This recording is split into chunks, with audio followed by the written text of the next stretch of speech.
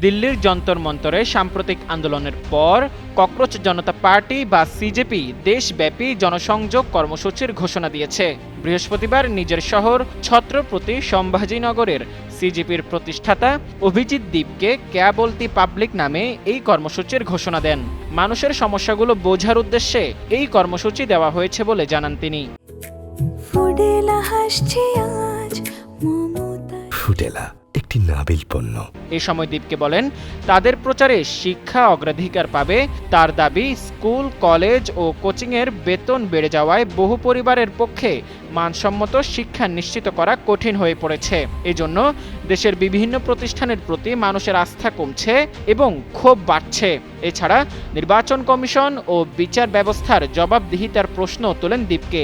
তার অভিযোগ, আগের ভোটার সরকার বেছে নিত, এখন সরকার ঠিক করছে কে ভোট দেবে।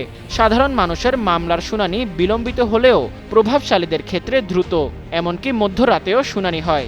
দেশব্যাপী প্রচার নিয়ে এক প্রশ্নের জবাবে দীপকে বলেন, কোনো সংগঠনের নিজস্ব এজেন্ডা থাকা জরুরি, তবে জনগণের মতামতও জানতে হবে। তার দাবি, যন্তর মন্তরের আন্দোলনে অংশ নেয়া মানুষই শিক্ষার ইস্যুর পাশাপাশি নির্বাচন কমিশন ও বিচার ব্যবস্থা নিয়েও কথা বলার পরামর্শ দিয়েছেন। তাই আরও বড় পরিসরে জনগণের মতামত নেওয়া উচিত বলে মনে করেন দীপকে।